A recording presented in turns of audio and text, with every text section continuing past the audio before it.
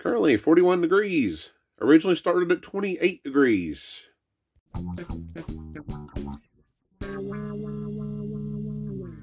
Hey guys, Perky Planes and RC here, operating at 2.4 gigahertz and got the good old Diet Dew. Hey look, got the Sea Duck flying inverted right now. Alright, let me get situated here. Alright, well here we are. Back in the hangar once again. Still see my breath as usual. It is still cold around these parts. We are having some warmer days here and there. I think this week they're actually we're actually going to see some highs in the 50s and 60s. So it's getting there. It's getting there. And of course, March is right now upon us. So you know, I'm hoping that the warmer temperatures will start becoming a more regular thing. It seems like right now we're kind of in a mix of like some occasional warm days, then some cold days to follow that or whatever. But anyways, some updated news. Electric for the building is not quite going like I was expecting. So still kind of working on that, of course. I figure though, definitely here before spring and especially summer gets really underway, we'll hopefully get something going in here, because I don't want to have the opposite effect where I come out here and it's like 95 degrees. I want to try and, you know, keep it reasonable in here. So, all right, so let's get into the meat of this video here, the meat and potatoes of this video, and talk about the Taranis Radio. For those of you who have been following along, you probably know that I've been working with the Taranis Radio and OpenTX. For those of you who don't know, basically the story is that I was a long time Spectrum user, and basically I needed more channels, and I just didn't really quite have the money to shell out for those additional channels. And that's when I kind of started looking into other options and really started basically making the transition to Taranis and OpenTX. So to some of you guys out there, that might be your radio anyways. For me, it's a brand new thing. I know that these OpenTX radios have actually been out for quite some time. It just, when I started into the hobby, I pretty much kind of fell into using Spectrum first. So anyways, you know, that is kind of my thing, is I'm basically a complete noob to using OpenTX and Taranis and all that. So, and just want to kind of share my experiences here with you guys and let you know that things are moving along pretty good with that. I had mentioned, I was thinking about honestly using the FTC duck as my first venture with the OpenTX radio. Ended up kind of switching it and saying, you know what, let's try a different model. And just because the C duck has the differential thrust and everything, I thought it might be a little bit of a challenge at first to try that one. I still plan to, of course, but I figured let's just start with something super simple. And my choice was the FT Bloody Baron. Kind of been one of my favorite little planes for a while, and so I was like, let's give the Bloody Baron a try and programming it on the Taranis radio. Now, for those of you that are out there, you probably are. You know, some of you guys might already be very, very much accustomed to the Taranis and an OpenTX. And for me, like I said, it was a little bit of a transition going from the Spectrum interface to the Taranis interface.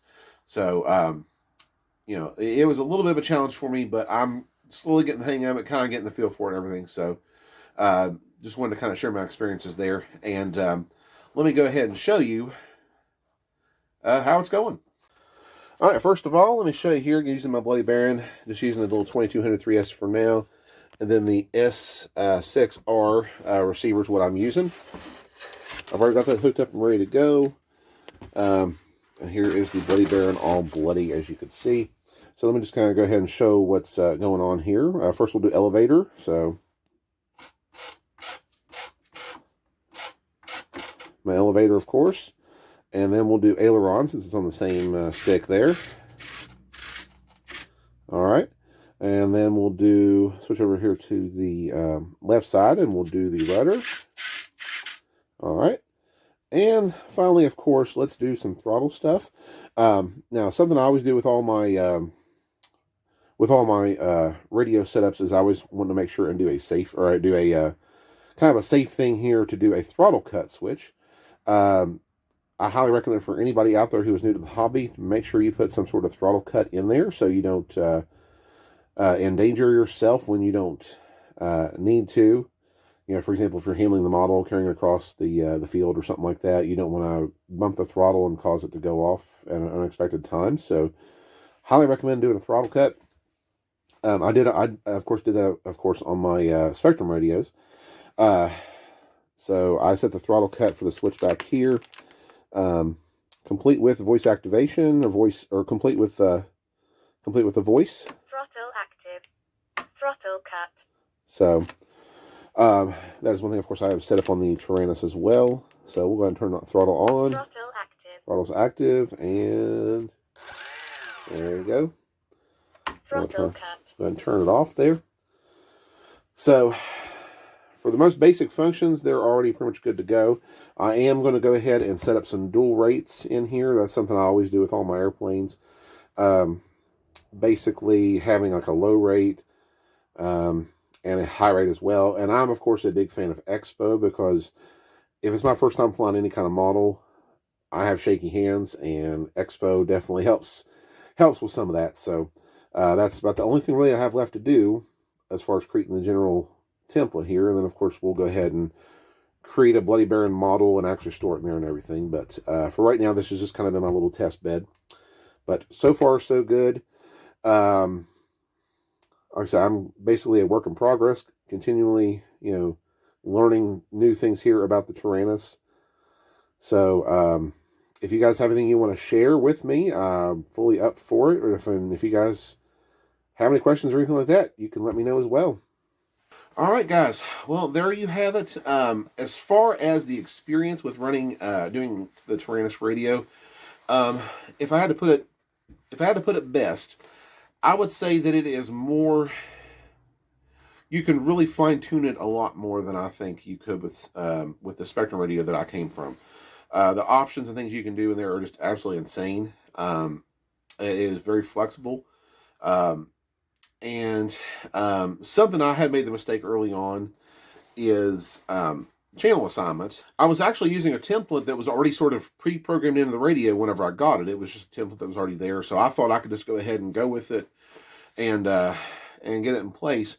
And come to find out, the channel assignment was completely different than what I was actually working with. What I found is that the receiver that I was using, that XSR, it actually had labeled the channels in a certain way, like aileron first, elevator channel 2, and so on. And so I was just like, well, I'll just go with that particular order. And the the template that I was using had a completely different order to it.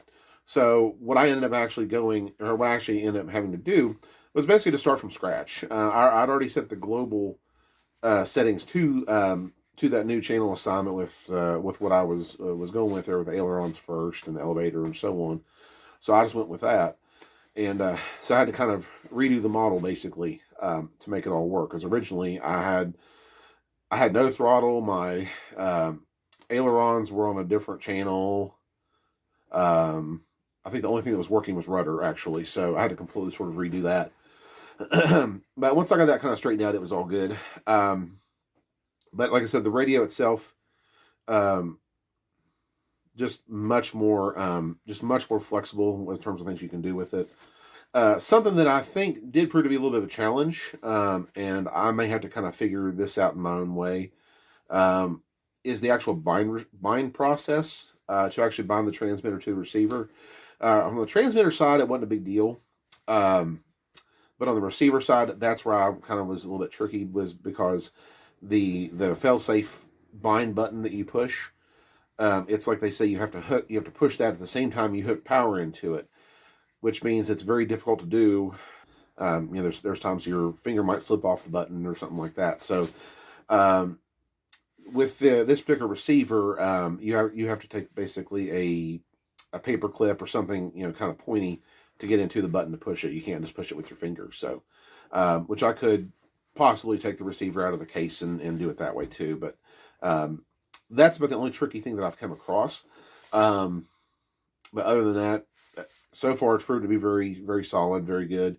And I'm kind of getting the feel and feel for things and the hang of it and everything. So I think it's going along pretty good. I'm hoping here maybe this next couple of videos I'll start maybe I can take the jacket off or something and not have to see my breath every time in these videos. But hoping for some much better weather, of course, definitely. That's all from me, guys. Like I said, if you have any questions or anything on the Taranis Radio, feel free to leave a comment and let me know what questions you have, or if you've got something you want to share about the Taranis Radio and basic setup and OpenTX or any of that kind of stuff, please let me know. And leave me a comment below. All right, guys. Well, that is all. Stay safe out there, and we'll see you in the next video.